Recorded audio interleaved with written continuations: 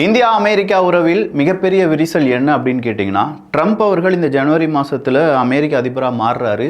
மாறின பிறகு போன ட்ரம்ப்புக்கும் இந்த ட்ரம்ப்புக்கும் நிறையவே வித்தியாசம் இருக்குது. போன தடவை ட்ரம்ப் அவர்கள் இந்தியாவை ஆதரித்து சீனாவை எதிர்த்தார். இந்த முறை ஆட்சிக்கு வந்த ட்ரம்ப் அவர்கள் சீனாவை ஆதரித்து இந்தியாவை எதிர்க்க ஆரம்பித்தார். அதற்கான காரணம் என்ன அப்படிங்கிறது எல்லாத்தையுமே நாம் தமிழ் பட்சத்தில் பார்த்துருக்கோம்.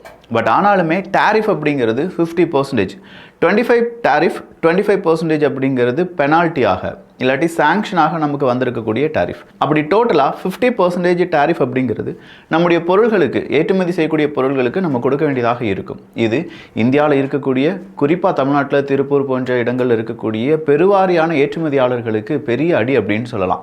இன்னையிலிருந்து ஆகஸ்ட் 27ஆம் தேதியிலிருந்து அது அமல்படுத்தப்படுகிறது. அதில் எந்த விதமான மாற்றமும் இல்லை அப்படிங்கிற ஒரு தகவலை இந்தியாவும் கொடுத்துருக்காங்க, அமெரிக்காவும் கொடுத்துருக்காங்க. பேச்சுவார்த்தை நடந்து வருது. பட் சுமூகமான நிலை எட்டப்படாத காரணத்தினால் டாரிஃப் அப்படிங்கிறத நம்ம பே பண்ணி தான் ஆக வேண்டும் அப்படிங்கிற ஒரு கட்டாயத்துக்கு இந்தியா தள்ளப்பட்டிருக்கிறது. இந்த நேரம் தான் இந்தியாவினுடைய பிரதமர் நரேந்திர மோடி அவர்கள் சீனாவுக்கு பயணத்தை மேற்கொள்ள போகிறார் அப்படின்னும், ஷாங்காய் கோஆபரேஷன் ஆர்கனைசேஷன் SCO அப்படிங்கிற மீட்டிங்கில் ரஷ்யாவினுடைய அதிபர் புட்டின் அவர்கள், இந்தியாவினுடைய பிரதமர் நரேந்திர மோடி அவர்கள், சீனாவினுடைய அதிபர் ஜி ஜின்பிங் அவர்கள், இவங்க எல்லாருமே ஒன்றாக பார்த்து கொள்ள போகிறார்கள் என்கிற தகவலும் உலக அரசியலில் மிகப்பெரிய ஒரு திருப்புமுனையாக அமைய வாய்ப்புகள் இருக்கின்றன. இதே மாதிரி ஏகப்பட்ட செய்திகளை வச்சிருக்கேன். நான் உங்கள் விக்கி, இது உங்கள் தமிழ் விதை. ஷார்ட்டாக கொஞ்சம் செய்திகள். தீபாவளி வரப்போகுது. பட்டாசு நம்ம வீட்டுக்கு அனுப்பியிருக்காங்க. அந்த பட்டாசு உங்களுக்குலாம் வேணும் அப்படிங்கிறவங்களுக்கான லிங்க், ஒரு நம்பர் மட்டும் தரேன், பார்த்துக்கோங்க. நல்ல பசங்க, கடந்த 2 வருஷங்களாக அவங்க கூட தான் நம்ம அந்த பட்டாசு என் வீட்டுக்கு வாங்குறதா இருக்கட்டும், நிறைய சப்ஸ்கிரைபர்ஸ் அவங்ககிட்ட வாங்கியிருக்காங்க.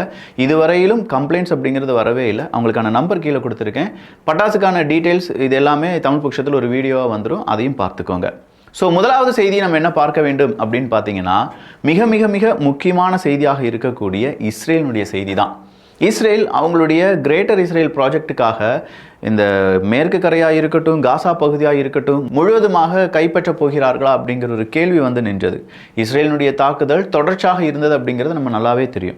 நாசர் ஹாஸ்பிட்டலில் இஸ்ரேல் நடத்தின தாக்குதலில் 5லிருந்து 7 ஜேர்னலிஸ்ட், நிறைய மெடிக்கல் ஸ்டாஃப், ஏகப்பட்ட நபர்கள் கொல்லப்பட்டார்கள் அப்படிங்கிறதும், அதற்கு உலக நாடுகள் கடுமையான எதிர்ப்புகளை தெரிவித்தார்கள். இதனால் இஸ்ரேலினுடைய நெத்தன்யாகு அவர்கள் மன்னிப்பு கோரினார் என்பதும் குறிப்பிடத்தக்கது.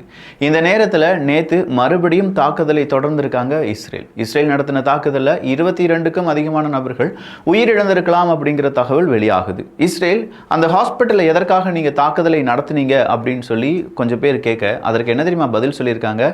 அந்த ஹாஸ்பிட்டலில் ஹமாஸினுடைய கேமராவை நாங்கள் பார்த்தோம். ஸோ அதனால தான் நாங்கள் அங்கே தாக்குதல் நடத்தினமே தவிர இன்டென்ஷனாக நாங்கள் அதை அழிக்கணும், ஹாஸ்பிட்டல் அடிக்கணும் அப்படிங்கிற தாக்குதலை நாங்கள் நடத்தவே இல்லை அப்படின்னு சொல்லியிருக்காங்க. பட் ஹாஸ்பிட்டல் நிர்வாகம் அப்படி ஒரு சம்பவமே நடக்கலை. அப்படி ஒரு சம்பவம் நடந்திருந்தால் அதுக்கான வீடியோவை வெளியிட சொல்லுங்கள். சும்மா தேவையில்லாமல் இந்த ஹாஸ்பிட்டல் வந்து அடிச்சிட்டாங்க, அதை காப்பாற்ற வந்த நிறைய நபர்களும் அதனால் கொல்லப்பட்டார்கள் அப்படிங்கிற தகவலை ரொம்ப உறுதியாக சொல்லியிருக்காங்க.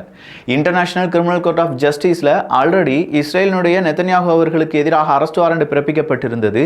இந்த வழக்கு அடிஷ்னலாக இப்பொழுது நெத்தன்யாகு அவர்களுக்கு எதிரான வழக்காக திரும்ப வாய்ப்புகள் இருக்கின்றன. பொதுவாக ஹாஸ்பிட்டல்ஸ், ஸ்கூல்ஸ் இந்த மாதிரியான ஏரியாக்களில் யுத்தமே நடந்தாலும் அங்கே வந்து போர் செய்யக்கூடாது, குண்டுகள் போடக்கூடாது அப்படிங்கிறது தான் இன்டர்நேஷனல் சட்டம். ஆனால் யுத்தம் அப்படிங்கிறது 2 நாடுகள் செய்ய வேண்டியது. இங்கே ஒரு குழுவுக்கும் ஒரு நாட்டுக்கும் இடையே ஒரு போர். அந்த போரில் அது பெரிய அளவில் அங்கே இருக்கக்கூடிய ஹாஸ்பிட்டல்ஸ் எல்லாத்தையுமே பாதிக்கிறது என்றால் அது ஒரு இராணுவத்தினுடைய இறையாண்மைக்கு எதிரானது.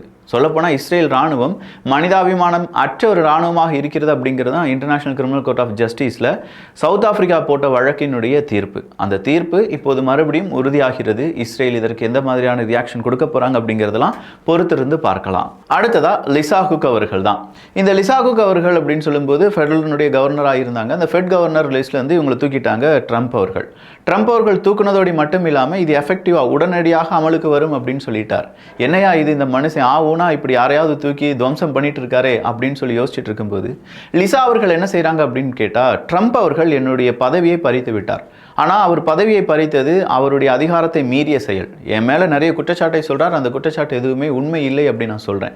எனக்கு என்னுடைய பதவி வேணும், என்னுடைய வேலை வேணும் அப்படின்னு சொல்லி லிசா அவர்கள் ட்ரம்ப் அவர்களுக்கு எதிராக வழக்கை தொடர்ந்திருக்கிறார். இது மிகப்பெரிய அளவில் ட்ரம்ப் அவர்களுக்கு பின்னடைவு.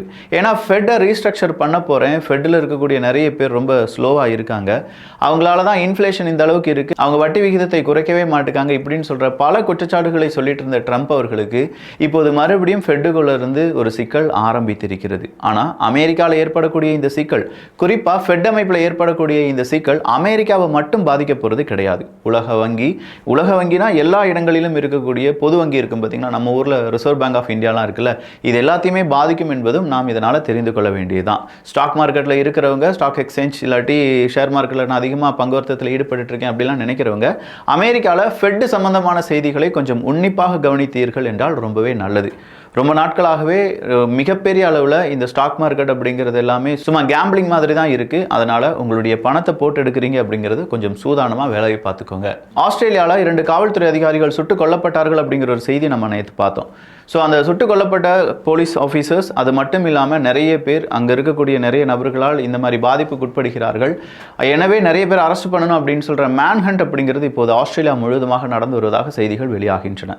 இது மட்டும் இல்லாமல் ஆஸ்திரேலியாவில் சிறு சிறு இடங்களில் எங்களுடைய நாட்டை எங்களுக்கே திருப்பி தாருங்கள், மைக்ரன்ட்ஸ் உங்கள் நாட்டுக்கே போயிருங்க அப்படிங்கிற மாதிரி சின்ன சின்ன இடத்துல மட்டும் ஒரு பெரிய ஆர்ப்பாட்டம் நடப்பதாக செய்திகள் வெளியாகிறது. அதனுடைய உண்மைத்தன்மை இன்னும் சரியாக தெரியல. ஒருவேளை ஆஸ்திரேலியாவில் இருக்கக்கூடிய டிபி ட்ரூப்ஸ் இது உண்மை என்றால் உங்களுடைய கருத்துக்கள் இங்கே வரவேற்கப்படுகின்றன. டீநியூக்ளியரைசேஷன் அப்படின்னு சொல்றது என்ன? ஒரு நாடு நியூக்ளியர் நாடாக இருக்குது அப்படின்னா அந்த நாட்டிலிருந்து நியூக்ளியர் அணு ஆயுதங்களை அகற்ற வேண்டும். அணு ஆயுதங்களை இனிமேல் அவங்க ரிசர்ச் அண்ட் டெவலப்மெண்ட்லாம் செய்யக்கூடாது அப்படின்னு சொல்கிறது தான் டீநியூக்ளியரைசேஷன். இந்த டீநியூக்ளியரைசேஷனை செய்கிறதுக்கு பல நாடுகள் ஒரே ஒரு நாடை மட்டும் இரையாக வைத்திருக்கிறார்கள். அது யாருமே கிடையாது, வடகொரியா தான். வடகொரியாவை பொறுத்த வரைக்கும் அவங்க கிட்ட அணு ஆயுதம் இருக்குது. அணு ஆயுதம் அந்த நாட்டிடம் இருப்பது உலக நாடுகளுடைய அமைதிக்கு பெரிய ஒரு கேடு அப்படின்னு சொல்கிறத அமெரிக்கா உட்பட பல நாடுகள் எப்போதுமே சொல்லி வருவாங்க. குறிப்பாக தென்கொரியாலாம் சொல்லி வருவாங்க. பேச்சுவார்த்தை நடத்தலாம் வடகொரியா, நம்ம 2 பேருமே நண்பர்கள், நம்ம 2 பேருமே ஒரே தாயினுடைய பிள்ளைகள். ஏன்னா கொரிய தீபகற்பம் அப்படின்னு தான் இருந்துச்சு. அதன் பிறகு தான் அது வடகொரியா தென்கொரியாவாக மாறுது. அதில் வடகொரியா அப்படிங்கிறது கம்யூனிஸ்ட் சித்தாந்தமாக இருக்கக்கூடிய ரஷ்யா சீனாவின் பக்கமும், தென்கொரியா அப்படிங்கிறது முதலாளித்துவ சித்தாந்தத்தில் இருக்கக்கூடிய அமெரிக்கா போன்ற மேற்குலக நாடுகளின் பக்கமும் போகிறது. இப்போதும் வடகொரியா தென்கொரியாவினுடைய பிரச்சனை என்ன அப்படின்னா கம்யூனிசம் வர்சஸ் முதலாளித்துவம் அப்படிங்கிறது தான், ஈஸியாக சொல்லப்போனால். பட் உண்மையிலேயே சீனாவும் ரஷ்யாவும் ஃபாலோ பண்ணுறது ஒரிஜினல் கம்யூனிசமா அப்படின்னு கேட்டால் அதுலேயும் ஏகப்பட்ட பொய் பிரட்டுகள் அப்படிங்கிறதுலாம் இருக்கு. இதெல்லாம் தாண்டி வடகொரியா தென்கொரியா பேச்சுவார்த்தையில் ஈடுபட போறாங்களே அப்படின்னு சொன்ன செய்தியை இன்னைக்கு வடகொரியா மறுத்திருக்கிறார்கள். டீநியூக்ளியரைசேஷன் செஞ்சு தான் நாங்கள் ஒரு பேச்சுவார்த்தையில் ஈடுபட வேண்டும் அப்படின்னா அது ஒரு ட்ரீம் மட்டும்தான். அந்த ட்ரீமுக்கு நாங்கள் பலியாக போகிறது கிடையாது அப்படின்னு சொல்லி கிம் அவர்கள் பரபரப்பான செய்தியை வெளியிட்டிருக்கிறார். அதே நேரத்தில் தென்கொரியா அமெரிக்காவுக்கு எதிராகவும் சில செய்திகளை வெளியிட்டிருந்தார்கள். அமெரிக்கா எங்களுடைய 2 நாடுகளுடைய நட்பை விரும்புவதில்லை, 2 நாடுகளுமே பகை நாடுகளாக மட்டுமே இருக்க வேண்டும் அப்படின்னு சொல்லி அமெரிக்கா விரும்புவதாக தென்கொரிய ஊடகங்கள் செய்தியை வெளியிட்டிருந்தார்கள். குறிப்பாக ஓவல் ஆஃபீஸில் வச்சு ஜெலன்ஸ்கி அவர்களுக்கு ஏற்பட்ட நிலை தென்கொரியாவினுடைய அதிபர்களுக்கும் ஏற்படக்கூடாது, தென்கொரியாவினுடைய முக்கியமான அரசியல் பிரமுகர்களுக்கும் ஏற்படக்கூடாது அப்படிங்கிற தலைப்புச் செய்தியும் தென்கொரியா வெளியிட்டது அமெரிக்காவில் பெரிய சர்ச்சையை ஏற்படுத்தியிருந்தது.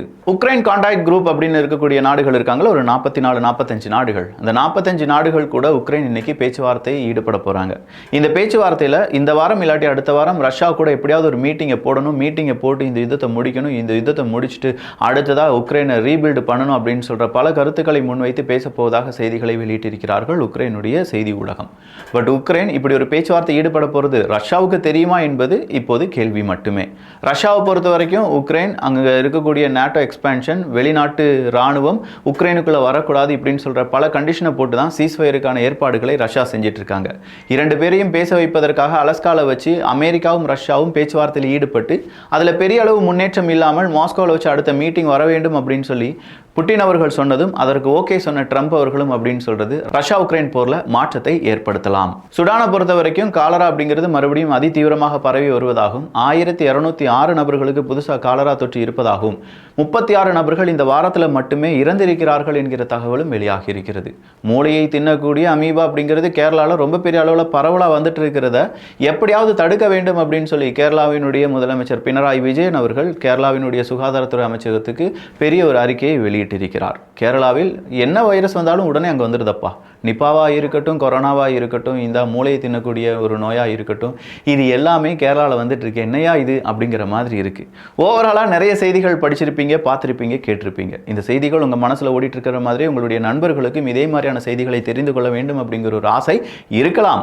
அப்படி இருக்கும் பட்சத்தில் நீங்கள் இந்த செய்தி இல்லாட்டி இந்த சேனலை நம்ம வீடியோவாவது கொஞ்சம் ஷேர் பண்ணி விடுங்களேன். நான் முதலே சொன்ன மாதிரி வெடி வேணும் அப்படிங்கிறவங்களுக்கு, ஏன்னா ஒரு 15-20 நாட்களுக்கு முன்னாடியே டிரான்ஸ்போர்ட்டேஷன் அப்படிங்கிறதெல்லாம் ஸ்டாப் பண்ணிடுவாங்க தீபாவளிக்கு. ஸோ நீங்கள் இப்போவே என்கொயர் பண்ணி உங்களுக்கு தேவையான அந்த டீட்டெயில்ஸை தெரிந்து கொள்ளுங்கள். கீழே அதற்கான கான்டாக்ட் நம்பர் அப்படிங்கிறது இருக்குது. நல்லதை பகிர்ந்து நல்ல சமுதாயத்தை உருவாக்குவோம். நன்றி, வணக்கம்.